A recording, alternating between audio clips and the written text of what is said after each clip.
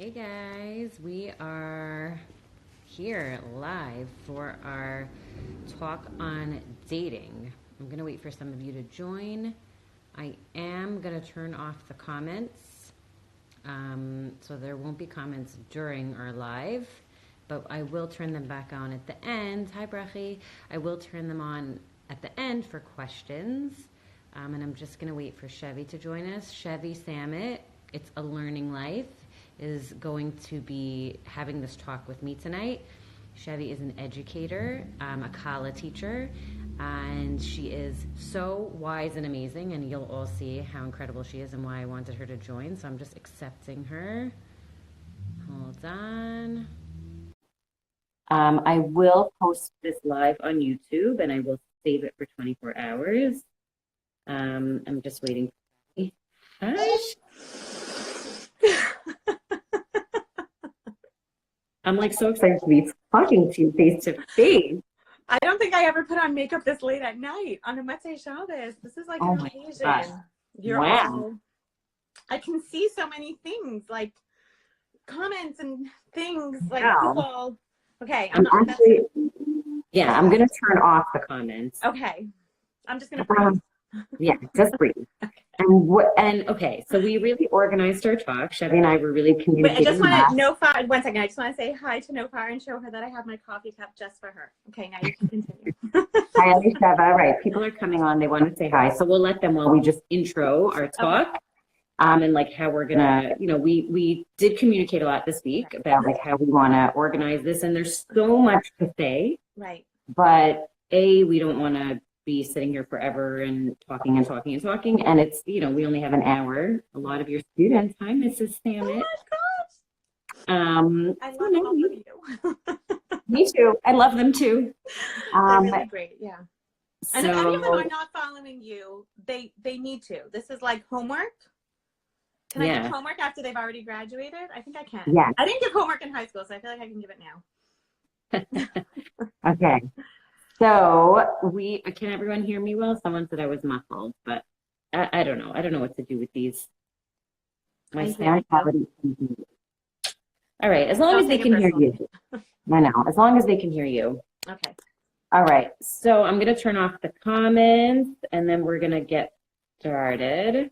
Okay. So Shevi, I'm going to let you start. We kind of outlined that we want to just kind of get those 3 main points in, and then we're going to talk about the things that we listed. Okay. So first of all, like you said, I'm an educator. So I just want to put that out there. I'm not coming from a mental health or, background or credential at all. I also want to say that my experience on this topic really comes primarily from all of you. It comes from my students. It comes from people who have over the years have, shared their experiences and their stories with me. So I don't want people to misunderstand and think like, oh, I have all of this great dating experience, because full disclosure, I really don't. I really don't. And when my students first started reaching out to me, I teach in the older high school grades, and then they graduated and they would call me up and say like, Mrs. Samet, I have this dating question. And I would be like, I can't help you. Like, I dated like very few boys, and I always like jokingly say like I married my husband because he asked, and I was like, well, that would be so rude if I like said no, and like, okay. So it's not my own experience, but I've come to realize that that's actually more helpful, that the fact that I have over time really researched this topic, and I'm coming at it more from like a hashkafic / scientific perspective, but I'm not, I'm not a therapist. I am an educator. So my goal in helping my students whenever they come to me with these kinds of questions or are seeking this kind of guidance is to give them more information, because often when we're given more information, we can then self-educate and we can make a choice that's best for us. I also think that it's really important to recognize that so many of the things that we're going to be saying are generalizations. And, if anything doesn't resonate with you, it doesn't mean that you're necessarily wrong. I mean, it could be you're wrong, but not necessarily. Maybe you just want more clarity, and then please feel free to like reach out if you feel like I said something that really was like so off base for you. Give me a chance to clarify, or maybe it really just legitimately does not, apply to you. But I think that it's really important to understand before we start dating, to understand what we're even trying to accomplish here? And you know, this idea of teaching to the test has such a bad rep because, you know, we think of like standardized tests and teaching to the test, and somehow teaching to the test is not a good way of teaching. But the truth is that like newer theories in education that aren't even so new anymore are really recommending that teachers, before they even begin any kind of curriculum design or any kind of like plotting out their year, plan out their final assessment. Because when you have a final assessment as a goal, this is the test that I want all of my students to pass at the end of the year. This is the assignment that I want them to have the skills to be able to complete. And now let me go backwards, and where do I have to fill in? Where do I have to make sure that they meet the skills, and then constantly assess, obviously, as you go along.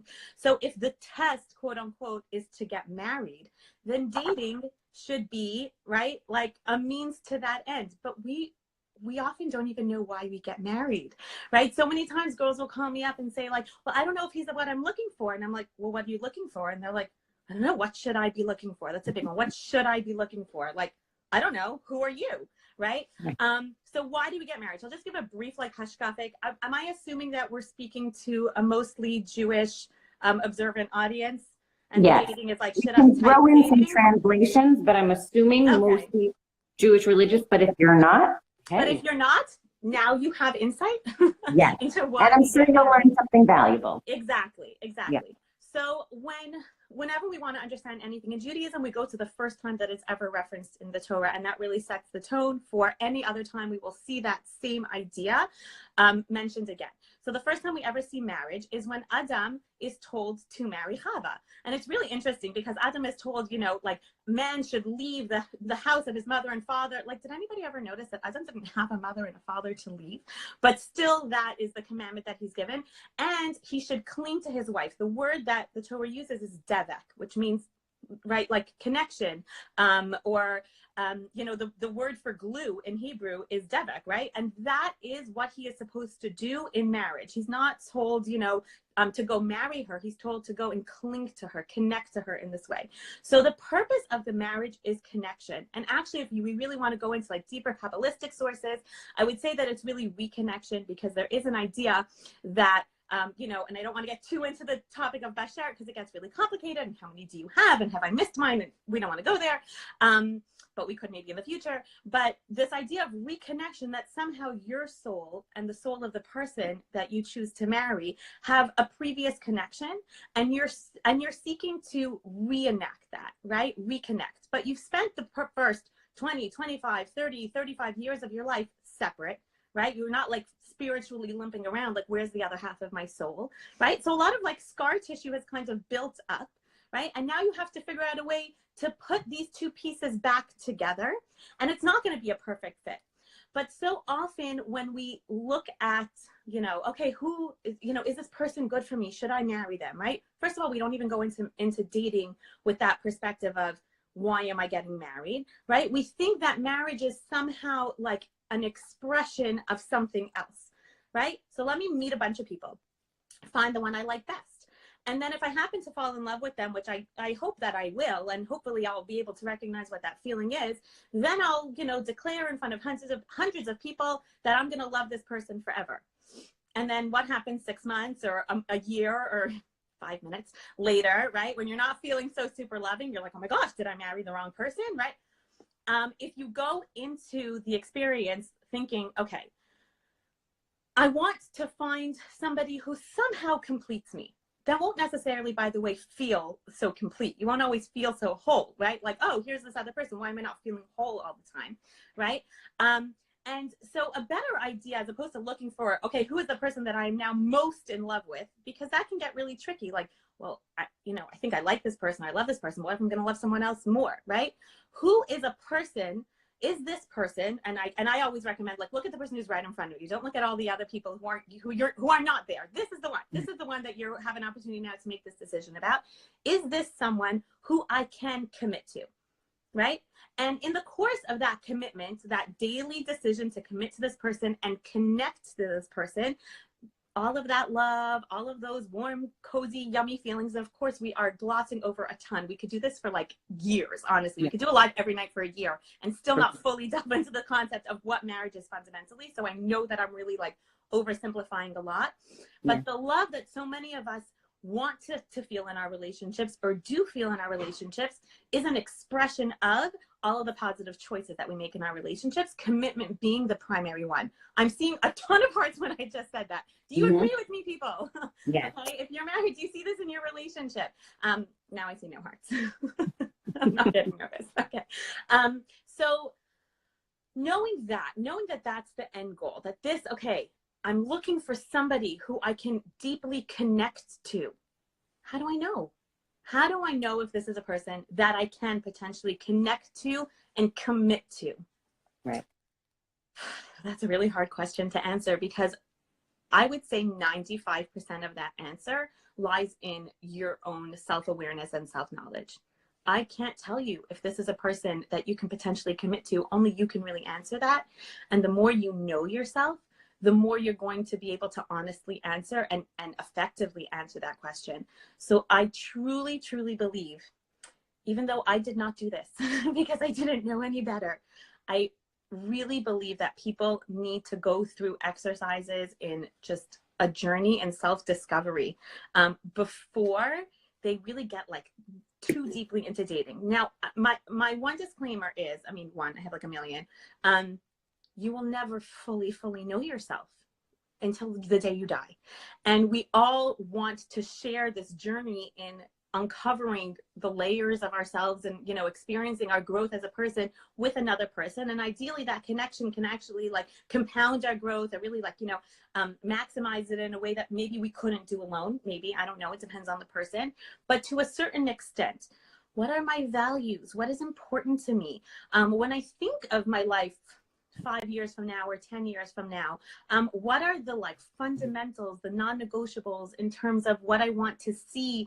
What are my priorities, right? And then who could, like, what characteristics do I need in another person in order to accomplish that?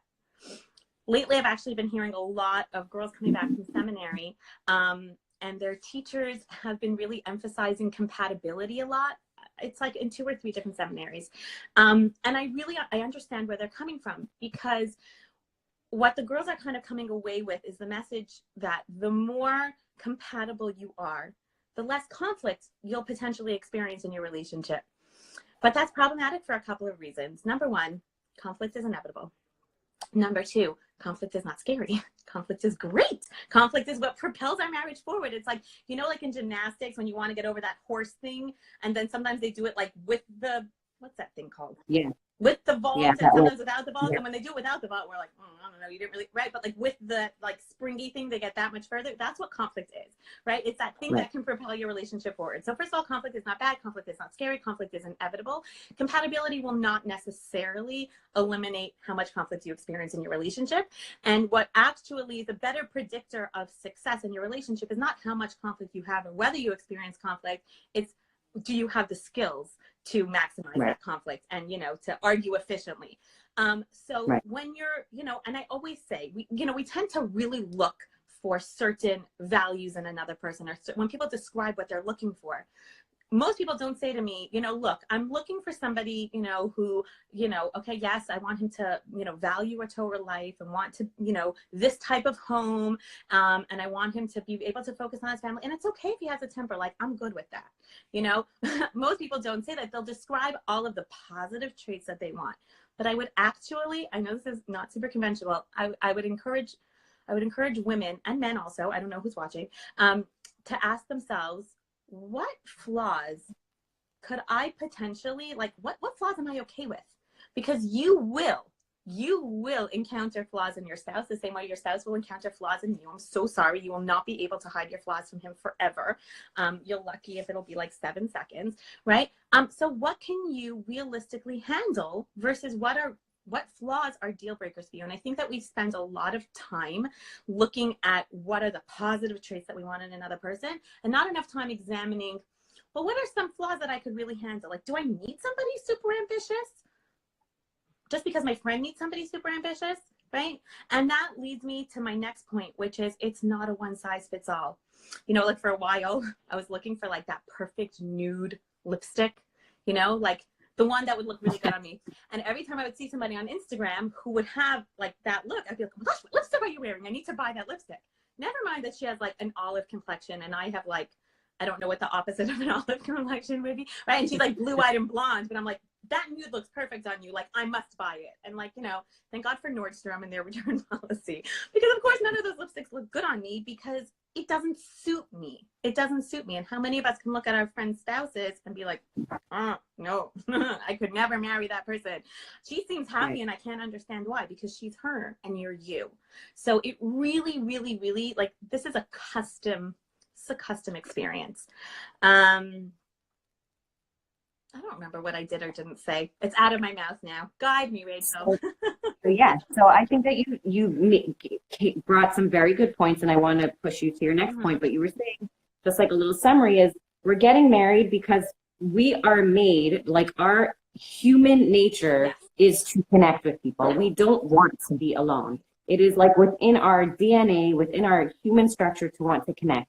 And it is not natural to want to be alone, right? We relationships Even define though us. technically it makes more sense, because like when you're married to somebody, you have to like take them into consideration all the time and put tomatoes in the salad and all kinds of stuff you don't want to do.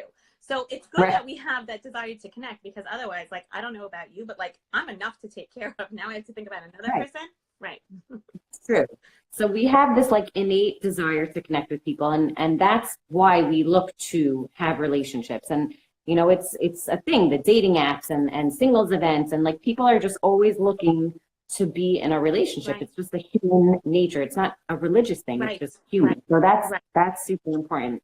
And then you were talking about what to look for, and I think that, and we're going to touch on it more in a little bit, but you were saying like you said, it's not one size fits all. We can't tell you a list of things, because what you want, Shevi, might be different from what I want. And the things that I don't like, you might like. So it's not, there's not a list. It's being self-aware, like you said, knowing yourself. What are things that I like? What are things that I don't love? Like you just said, that maybe I could put up with. You know what? I want someone who is motivated and ambitious. Does it matter if he went to Columbia Law? No. Does he have to be a doctor? No. But as long as he's, you know, he loves what he does and he's passionate and he's, you know, he's making sure that he's always providing and doing, and you know, he's not sitting home playing Xbox at 30-something years old, then that's what I want. And if you're okay with a guy that's playing Xbox, but he takes care of the kids, then that's for you too, right? And that's not for anyone else to judge. And like you said, you might look at your friends' husbands and be like, I could never marry a guy like that. I just want to say, all my friends' husbands are great. Friends, your husband? Same. I don't have any friends like that. Disclaimer. I love all their husbands in an appropriate way. It was from anecdotally, right? Obviously, yes. And yes, all my friends' husbands are wonderful, but not but for that, but continuing my thought, that's for them. And, you know, and this is for me. So we need to be aware. And again, like when your friends tell you, oh, he's not for you, it might be coming from a good place, and we'll go more into this, but like only you can determine what is good for you. And people have good intentions when they tell you they think they know what you want, but you really have to be the judge. Right. And we'll get more into that after, but that self-awareness is really key. And then you wanted to talk about how to date intentionally. And then we're going to get more into all of these subtopics once you cover that. Okay. So how to date intentionally really varies by community, because even within the Orthodox world, there are so many different cultural nuances and norms, right? Are you having kind of, you know, a longer courtship that is more natural? It involves more, you know, communication between dates, and, you know, you're planning your dates on your own, not through any kind of a go-between. And you're talking about like, you know, 3 to 6 months or longer. And it's just a relationship that like naturally evolves. That's obviously, you know, one case. I would say that the things I'm about to say really kind of apply to all, but they'll play out differently. You know, if you're talking about, just for the sake of labels, so we can categorize in our minds, kind of like a more yeshiva system where, you know, your dates are more planned out, and there might be some communication between dates, especially like as the dating, you know, intensifies. But in general, you know, there's a structure and there's a certain unfortunately, sometimes like a bit of a time limit, like, okay, you know, it's been however long, it's been 4 weeks, 6 weeks, 8 weeks, like, where is this going? You have to make a decision. And that can be challenging for some people who feel like they need more time and need like a more natural evolution in their relationship. And I think also, by the way, how comfortable you feel with length of dating, even within each specific community. And again, this is anecdotal, but I have seen a correlation between like your age and how long you've been dating and how long you might need in a relationship in order to feel comfortable. And this is even true if, let's say, you know, you're from a more Hasidic community and you're meeting a potential spouse, you know, just a couple of times before you have to make a decision. In the situations where you have less time to spend with this potential husband, generally research plays a very big role. And I just want to touch on that because I think that it is the reality for most people. When we talk about how to date efficiently, we also have to mention how to research efficiently. I have to say that as a reference for a lot of girls, you know, I don't know how many mothers are out there, but I wish I could compile a list of questions that are like, how does that even help you? Like, how does that even, right? And I don't even mean like the stereotypical, like, you know, what size does she wear? Like, literally, like, I feel like I should, like, as girls graduate, like, I should just, like, if you don't mind telling me, like, how tall you are and, you know, like, what dress size, like, things that, like, I literally don't know. Like, they're all sitting when I teach them. So, like, I just don't know how tall they are. But I have actually had, you know, every time I hear a really great question, I write it down, because sometimes there are like some really great questions. The best kinds of questions, in my opinion, are the ones that force the person giving information to give some sort of context to their answer. So like a scenario, you know, if you were going on a trip with her, what kind of responsibilities would she assume in the trip planning? Right? Because that kind of like, wait, there's no right or wrong answer. I have to actually tell the truth, you know? What does she want? Does she want to hear that she booked the tickets? Does she want to hear that she, like, you know, planned it, right? What does she want to know? And the person asking the question just wants to hear whatever it is, and then she can interpret that information. Oh, is she more this type? Is she more that type? Whatever, and does it suit the person that they're asking about? So that's number one, that the research, and we could have a whole live literally just on how to research, but for people who are dating for a short amount of time, the research will kind of fill in for some of that, what would maybe more organically occur in a conversation. What do you want to know about the other person? I also, as important as it is to talk to rabbis and teachers and mentors, etc., you must talk to friends. You must. I can't even tell you how many times there were things about my own students who I was close to, who I knew really well. I don't know. I don't know if she does or doesn't do that. I don't know, you know? Like I had a mother one time who said, have you ever seen her angry? And I'm like, I taught her McGillos, like, you know, like, I don't know, there was one year where the class was like super into, like, every conversation somehow like revolved around like, you know, what do we do about pedophiles in our community? And they were a very angry class, you know? So I'm like, but that's more passionate than angry. Like, even then, like, I can't answer that question. Like, I don't know. I've never really seen her in that context. I've seen her in minimal social situations. This is high school, right? This is not first grade. I don't supervise their recess. You must talk to friends, people who have lived with them or have known them for an extended period of time and have seen them in a variety of scenarios and can answer specific questions about how they navigate their life choices. You know, even something as simple as, do you feel like you know them really well? Or do you feel like there are things about him or her that you don't really know? Is he like, you know, more secretive type of person? Some things really need to be investigated more. Once you are navigating that conversation, you know, I think that it's important to remember that progress in a relationship is not necessarily linear. So I get a lot of times what I call the fourth date phone call, where, you know, I'll get a phone call from a girl and be like, the first 3 dates were like really great. The third date, like, we definitely got like a little bit more serious, but then we went on a fourth date and it was like, I felt like we went backwards. Like, I don't feel, you know, I feel like it was kind of like a first date all over again. And this isn't necessarily on the fourth date, but the progress in the relationship will not necessarily be linear, right? You do want to see some sort of progress, but it's not like, oh, you know, everything is constantly compounded. Like, this isn't math. So you might feel like, my husband and I joke all the time, our fourth date, or was it our fifth date? I don't remember. It was a disaster. It was horrible. Oh, it was so bad. If we hadn't had the first few dates before that, like, no. He still remembers what I wore and how I wore my hair and how he still hates that hairstyle because, like, the date was so bad. It was, flat tire, stuck on the Grand Central. This was pre-Waze. Like, we had no idea where we were going. It was very bad. But a great opportunity for you to see a whole other side of him. You know How does what? he handle And that's stress? what the How shot do she you guys? told me. She was like, well, now you see how he navigates stress. And I was like, I hadn't thought of that. You know, I'm like, yeah, he really like kept his cool and this and that, whatever. Right. So yes, every date is an opportunity to get to see a different side of him. Even if he seems like kind of in a bad mood or tired or withdrawn, like that's an opportunity to be like, no, you seem like more reserved. There's something going on, right? Like we really can take every situation that we're in and use it as an opportunity to get to know another side of a person. We tend to think that relationships are built on the deep conversations, and I need to know what he feels about, politics. Don't go there, until you're like engaged, or by the way, there's a reason that voting is like secret. Even your husband doesn't know who you need to know who you voted for.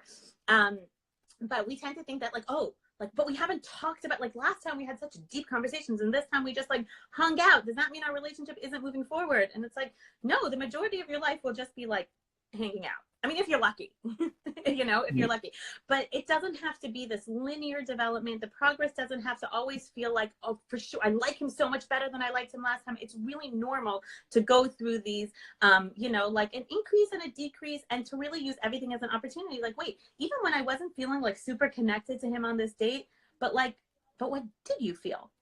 When you felt a little bit distant from him and you felt like, wait, I'm not, he's not really being so open and we're not really having this like deep conversation. What was that like? Was it awkward? Right. Was it more of like, did you feel comfortable even though it was not as intense as it was before? You know what I'm saying? Like, you can kind of ask yourself those questions and constantly take your temperature, about how you're feeling. But I think that's important to keep in mind in terms of dating. I think just like piggybacking a little bit on that is that I think that sometimes there's a lot of pressure to show up to a date and put on your best face. Mm-hmm. I'm always happy, nothing's wrong. And I think what you said, these are always my eyebrows. Right? And if you had a bad date and you're going on a date, not the first date, maybe it'll be the third or whatever, you could let the person know, you know what, I had such a rough date today. And share that. That's such a great opportunity for discussion, to talk about how you deal with stress, to get an idea of how he deals with stress, and she deals with stress. Like, you don't have to go, I had a great day today when you wanted to kill your boss or you got fired or whatever it is. Share that. Why do we feel like we have to put on a front and look like we're never upset about anything on a date? That's not human. Right. And we have to be human when we date. Right. So you're allowed to show a side of you that, again, I don't need you coming to the date and being like cursing out your boss and being nasty and negative. Right. Don't, tone it down a tad, and don't be Miss Negative Nancy, because that's a turnoff. Right. And if someone doesn't know you, that can be very off-putting. Right. But you can be honest, like, I had a rough day, and share that. Right. And I think that's just a great opportunity also to like bond and connect and communicate. Exactly. Don't cancel the date. So many times girls are telling me I have to cancel because something, I didn't get a good night's sleep last night. And I'm thinking to myself, like, this is a perfect opportunity. You will never get another good night's sleep again in your lives. Right? Practice. Show the real you. Like, don't put on a front. And I think that that's the message. Definitely, I know in some seminaries they give like, and sometimes our friends tell us, oh, don't act like that, or don't. Right. Just be yourself. Right. It's a great filter. By the way, being your own self is a great filter for knowing whether this is a person that you should be with or not. Because unless you plan on, just completely altering your personality forever and really committing to this new you, I don't recommend, just totally being a different person on dates. Then, you get married and you're like, wait, this isn't who I dated. And you're like, no, it's actually not who you dated.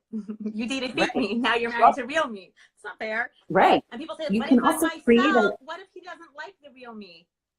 If he doesn't like the real you, you shouldn't get married. I don't think I can say that more clearly, because the real you is going to stay with you forever. Yes. And I think that ties in a little bit to this like fear of rejection topic that a lot of people ask us to talk about, like how do you overcome that fear of rejection. So I always say like fear of your rejection is kind of like you're being saved from a bad relationship. Like, yes, hurts, and especially if you like the guy or the girl. But at the end of the day, like, it's not for you. It's not a reflection on you, like, oh, I'm not pretty, or oh, I'm not smart, or no, I'm not successful, or I have a bad personality. It just means that that relationship was not for you. Right. And you have to believe that. It's not a personal thing. Right. You know, it's not you, it's, I don't like you, Shevi. It's the connection that we had was not for me. Right. I love you. Right. It was not for me. And I'm not using that word lightly. Right. No, it's not for me. And, you know, I'm sure, and people will say, she's a great girl, it just wasn't for me. And a lot of the time that doesn't comfort them. What do you mean? If I was so great, why don't they want to go out again?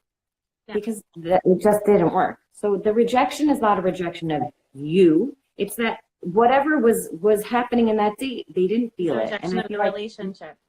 And it's a sign that that person doesn't want to commit to this relationship. And I really, really empathize with this fear, because so many people are rejecting based on superficial things. Like, oh, he said no to me because of what my father does. Like, that's not fair, right? And it's like, right, but do you want to be married to somebody who says no to a person because of their father's job? Right? Like, no, you don't want that. So that's what I mean, like that, you know, like the same kind of idea that it's a filter. And I do get it. I know that there are people who are not, you know, always giving relationships a fair shake. And I think that a lot of it also kind of gets back to like this idea of everyone's looking for this instant compatibility of like, oh, you know, like, because like but we're so different. If I had, what is it, a penny? No, pennies aren't worth anything anymore. I'll take $1 for every time a girl has called me up and said, Samet, like, I don't know, I'm dating this guy. I really, really like him. He's totally not who I like. He's totally not what I expected. He's not like anybody else that I dated. I'm so nervous what my friends are going to say, but my mother loves him. And like, I just like, I love being around him, and he brings out such a great side of me, but he's really not what I thought I was looking for. And I'm in my head, I'm going, marry him.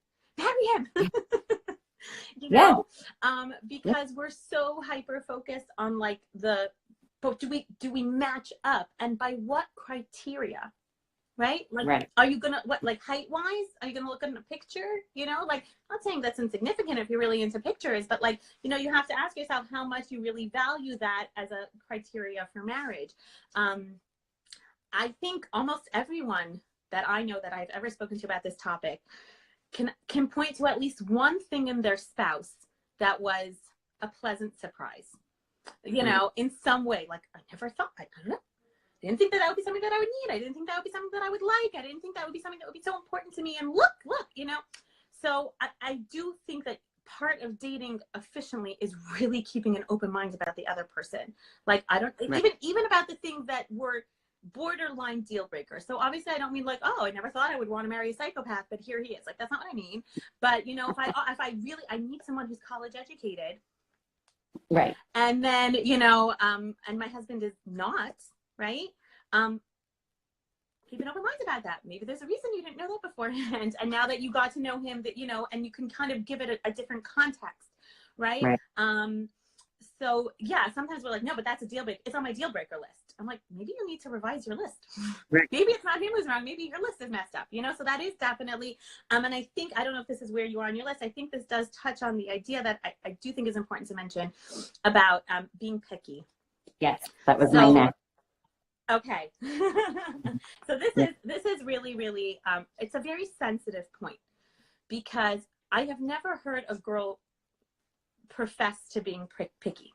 It's always a label that's been assigned to her by someone else, usually a well-meaning family member, like an aunt, you know, or like a friend who married the first guy she ever dated, lucky her. So I think it's really, really important for people who are involved in shidduchim, or who are trying to, you know, like guide singles in some way through this process, to keep in mind that dating is hard, and anybody who could put an end to the misery that is being single in our community, and I don't say that like it's that you're miserable, I mean like by the social pressure and the like how excluding we are, that's a whole separate thing, right? But I don't think that the majority of people, let's say in their upper 20s, 30s, 40s, etc., are single in our community by choice.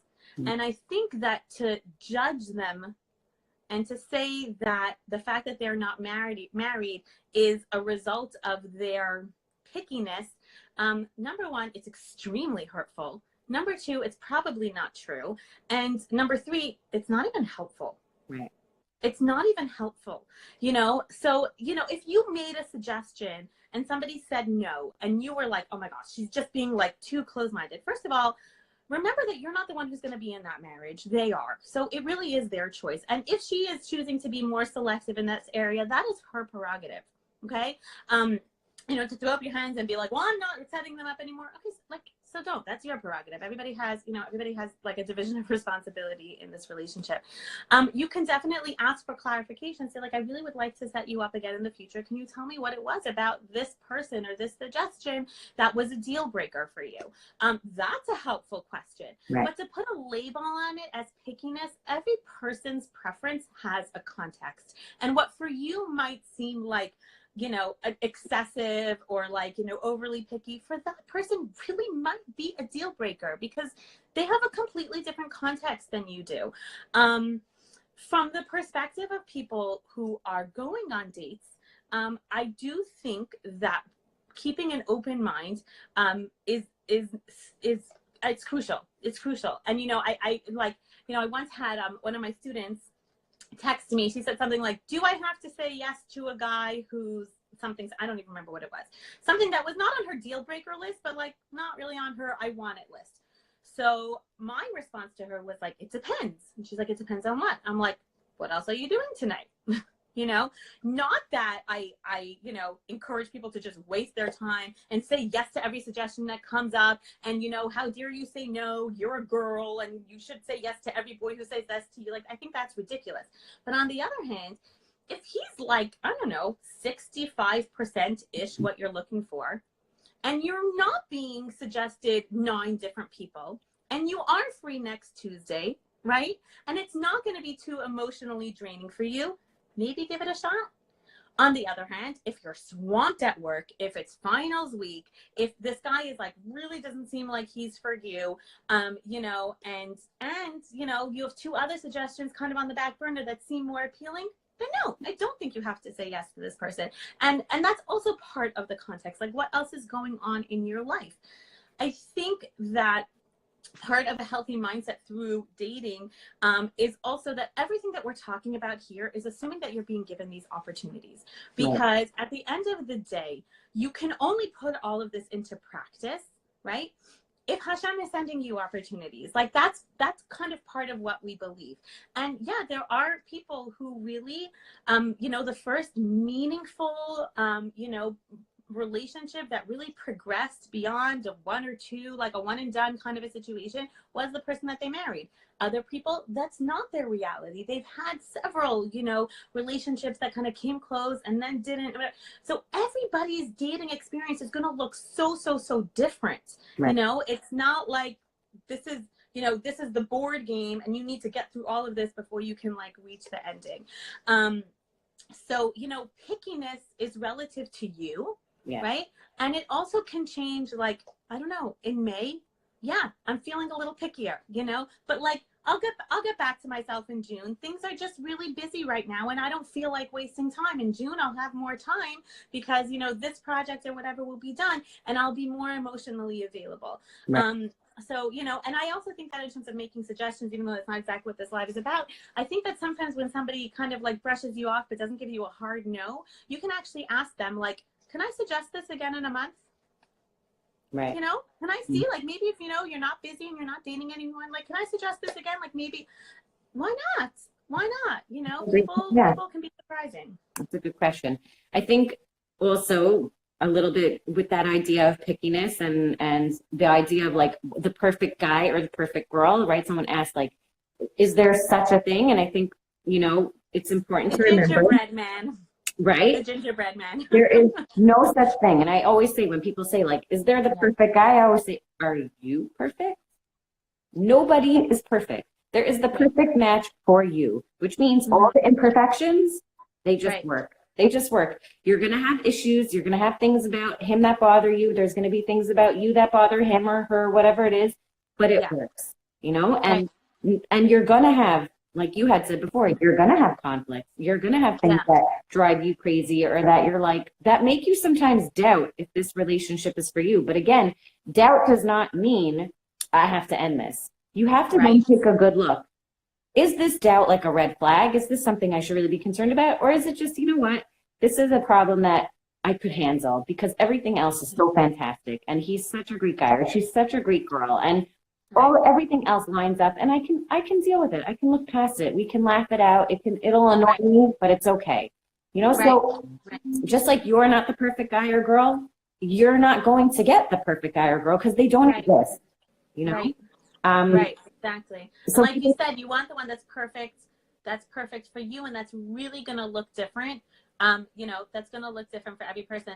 And to that point about doubt, I always tell my students when they inevitably experience some doubt over the course of their engagement, you know, and it's roughly 3 to 5 weeks before the date of the wedding.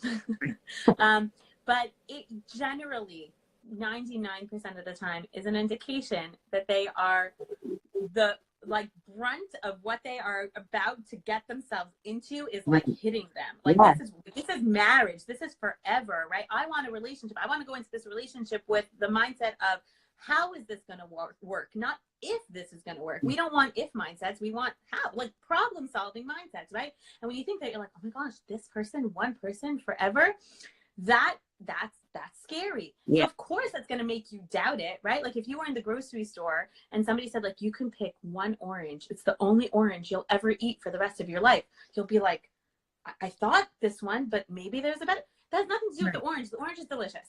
Okay. But it's like that commitment that scares you, that makes you wonder. And that's okay. You can say, you know what? I'm holding an orange in my hand, and I'm going to make this orange eating experience the most delicious, juicy experience ever, right? And it doesn't matter that there's a better orange out there. It could be there's a juicier orange out there, but it doesn't matter, because the one that you are choosing to peel and eat and enjoy, you're committing to that experience, right? You know, and I apologize because most of my like off the cuff like examples are that weird. But you know what? While you were saying that, I was thinking of my example that I always give is, for me, it's the home goods example. That if I'm like looking for new stuff, oh no, I can't walk into that store. Before I go, I know exactly what I want. I say, I know what I'm getting when I go to Home Goods, and then I go there and I'm like, wait, what? Maybe I like this better. Wait, maybe I like that better. Maybe, and then I leave the store with nothing. Well, first I'll text my sister 700 pictures and be like, Sarah, which one? And she's like, oh my, like I thought you knew, right? And then I leave and I'm like, shoot. And then I go home and I think about it, and then I'm like, no, I really wanted that. And again, I think that now, especially in our society where there's dating apps and whatever, which are amazing. Right. At the same time, though, we know that there's so much more out there that we then feel more like, shoot, what if I'm missing something better? Maybe there is more selection. I go to Home Goods and there's 700 other pretty chairs. I thought I wanted this chair. Right. You have to just stop thinking there's always something better. And because the truth is, I think recognizing that, like, there might be something better, but it's irrelevant to you, right? Because you don't have the opportunity for everything else better necessarily. Right. You have this one, and that's what I mean when I say, is this a person you can commit to versus is this a person that I love enough to marry? Right. Right. Can I commit to him or her? Because again, no offense to guys who might be watching, right? Is there enough here that I can really give this relationship my all? Right. Not, oh, I'm already feeling the effects of, you know, I'm so like infatuated with you, which can potentially be dangerous. You know, so therefore I'll commit to you. But if I see someone better, like, I don't know, no guarantees, right? Like, none of us really want that. Right. And my neighbor actually, if you do, that's okay. I don't want that. Yeah. Right. My neighbor who came to me today, her dad always told her, choose the one you love and love the one you choose. Right? If you're making a commitment and you're choosing this person, then you have to commit to loving them. And I was actually looking into the whole idea of bashert, a soulmate, because people have talked about it. Right. It's a lot to get into. But actually, I was reading that the Rambam, Maimonides, does not believe in the whole concept. And he was saying that he's very much a believer in free will and making choices. And he was saying he believes that you make your soulmate. So whoever you choose, that is going to be your soulmate. So it is what you put into it. So then if you get divorced, doesn't mean forget it. There's no one else out for me. That was my one chance to do it. There might be someone else that you can make your soulmate. If your spouse passes away, God forbid, you know, or you dated a guy and it was going great, and or a girl, and then you broke it off and you're like, shoot, I regret it, I lost my chance. No, you can find someone else and make that your soulmate. So Right. I think that that's I mean, for some people who are married, they like to think like there's only one person for me. Okay, I'm not taking that away. And that's fine. You can think that if you Yeah, want. yeah, great. That's for For you. the sake of your relationship, you can think whatever you Think want. that. I'm not taking that away. But for people who maybe feel discouraged that there was a divorce, or they, you know, a relationship that they ended, that they're kicking themselves now, that was the one for me, I shouldn't have, that was my soulmate. There could be someone else out there that you can choose to love and choose them, and then choose to love them. So I think that's important. Because while I said, like I said, you know, and you were saying also that this is obviously all assuming that you're given the opportunity to develop these relationships, we have, you know, we're kind of obsessed with being in control of our lives. Yes. And I always find it so remarkable that the things that we have no control over, we obsess over controlling. Like, oh my gosh, I need to know this, and I need to know that, and you need to make sure everything. And then the things that we really can control, we're just like, I don't know, God, it's up to you. You know, like the success of your relationship. Right. It's so in our hands. There is so much we can do. Obviously, nothing's a guarantee, but there is so much that we can do to make our relationship successful. And that's where we all of a sudden we're like, I don't know, you know? And then the things like whether it snows or not, we're like, it can't snow. Okay. But that goes into my next topic, where someone asked about relationships are hard. Like, how do we know when it's like a good struggle or a bad struggle? Like, what's healthy struggle in relationship? So you were saying, like, our relationship is, we have control over what makes it good or what makes it bad. Right. So, I mean, again, I would also say, like, this kind of ties into the idea also of like settling, which I don't know if this it kind of connects the two a little bit. Mm-hmm. And I always say when you know, people ask me like, well, am I settling? I'll just turn around. They'll be like, well, are you? You know, like, only you can know if you're settling, and only you can determine whether that settling is coming from a place of, and if you follow me, then you know I say this like all the time, is coming from a place of like strength and knowledge, or if it's coming from a place of like weakness, you know, and fear. Right. Oh, I have to settle for this person because there won't be anybody else, and if there won't be anybody, right? That's not a good kind of settling. But the settling of like, you know, I am choosing to accept this because I am choosing to accept unconditionally my partner for who they are, flaws and strengths, right? That's not called settling. That's called choosing, right? And that's, you know, so whether really like when relationships are hard, I would say that pre-engagement or even during engagement, you know, the hard that leaves you feeling more depleted than enlivened might be a little bit too hard, you know.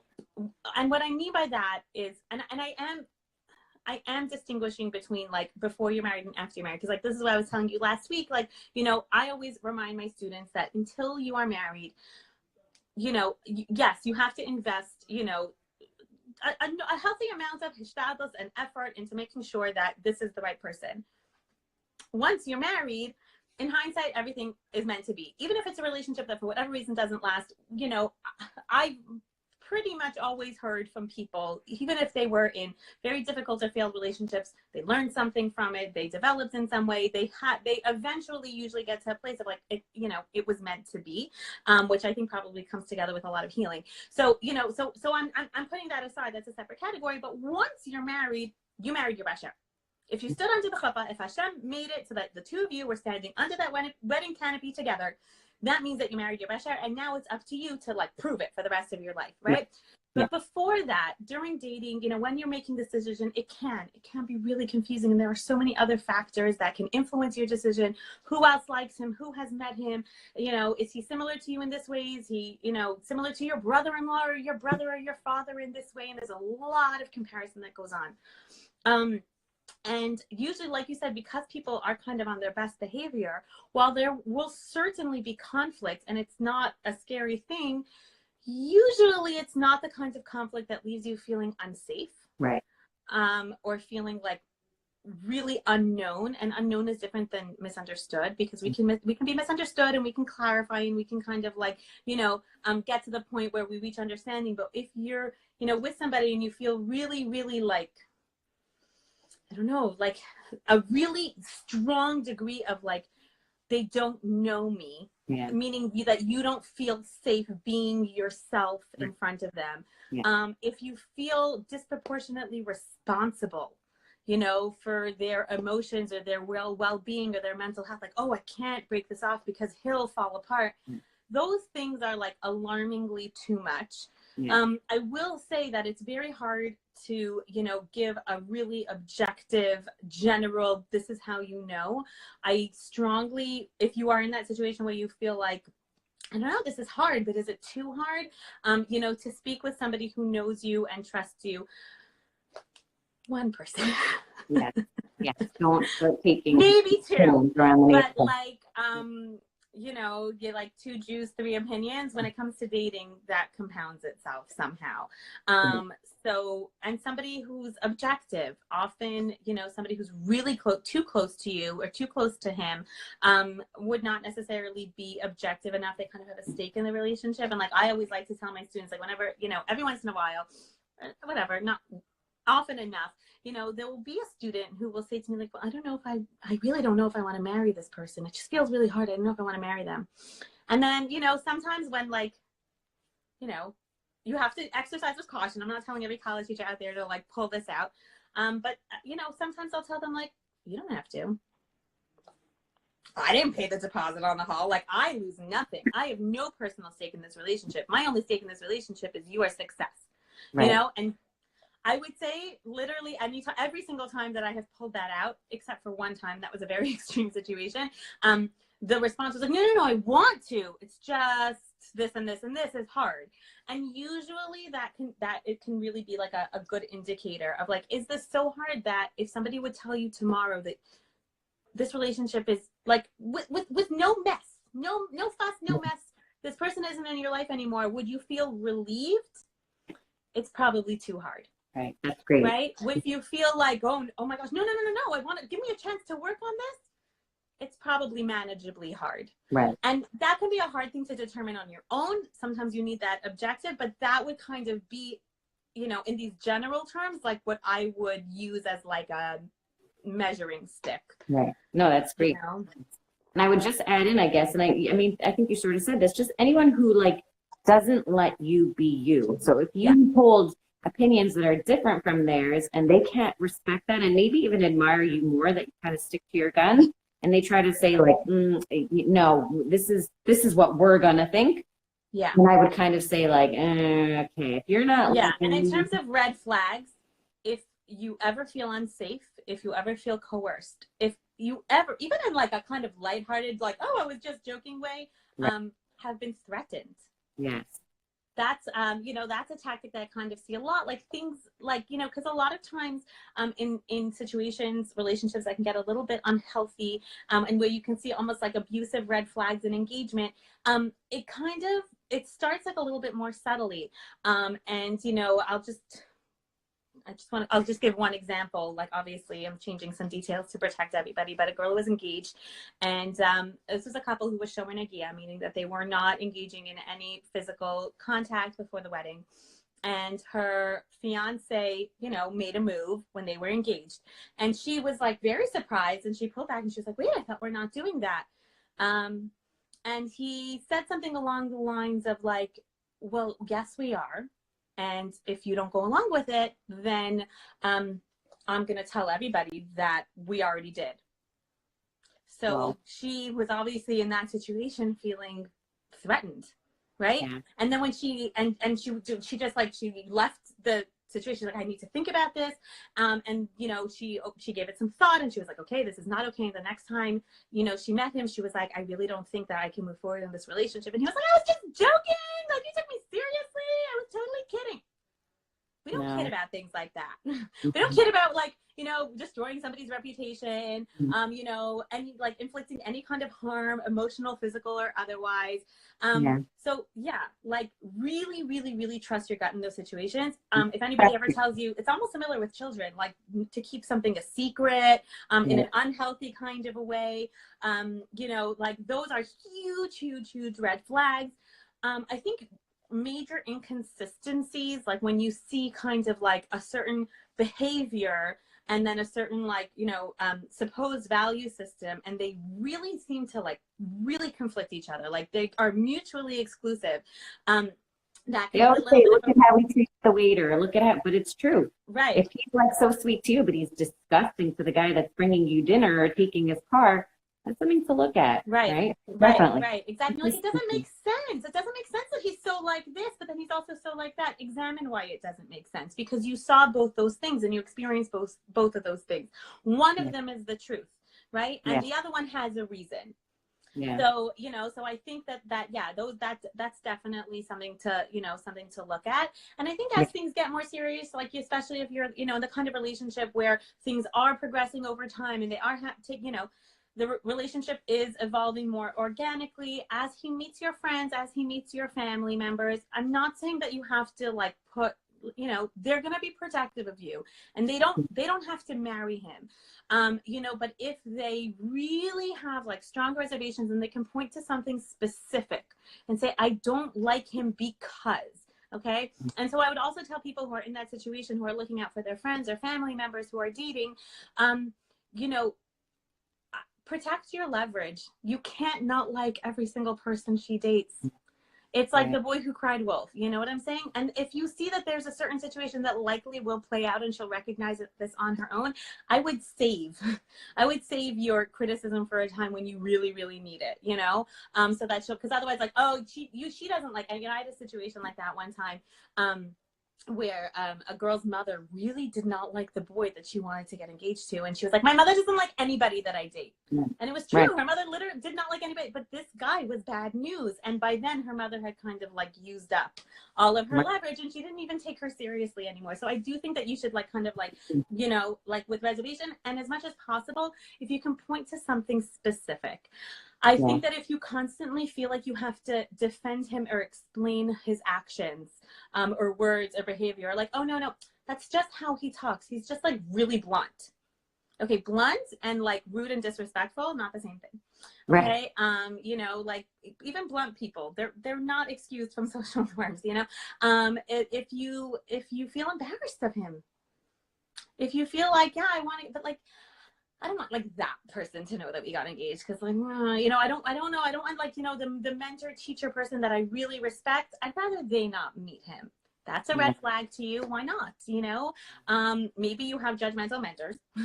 That could be, whatever. But maybe there's really something else. Like those are things I think, to look at. Good point. Very good points. We only have like 2 minutes, but I want to come back on again. I know, but we're going to come back because I want to talk about dating after divorce. So if I get cut off, I'm going to save this and then I'll come back on and we'll finish up. How did that happen? Because time flies when you're full of wisdom. When you're having fun. Okay. So dating after divorce. So when this cuts off, I will come back on and we'll finish this together. But dating after divorce, I got a lot of questions about this. And really a lot of the things that we just talked about apply to dating after divorce. But I think that the question that I get very often is like, how do you know if you're ready? And I mean, you kind of talked about it. And I think that the same rules apply here. But I think the only difference I would say is post-divorce, if you're still hurting very much and you are still very vulnerable and you're still like harboring a lot of like hurt feelings about your ex and maybe guilt about what you did or didn't do, and then I would say stay away for a little bit, because when you're vulnerable, you are much more likely to get yourself into like yucky relationships and maybe even repeat that pattern that you were in. If you're still feeling very bitter and hurt and sad and jealous or whatever it is, and just take time for yourself. Thinking that all men are jerks. And every marriage ends in divorce. If you're in that negative space, then just take some time to kind of just take care of yourself and heal. Maybe you can go to therapy for a little bit, have some sessions, and just kind of deal with those feelings. And then also, if you think about dating and you're like, I can't deal with this now, that's a good sign. Just don't do it then. Don't rush. And even if people say to you, what are you taking so long? Right. Because I need some time for myself. I'm not ready. Right.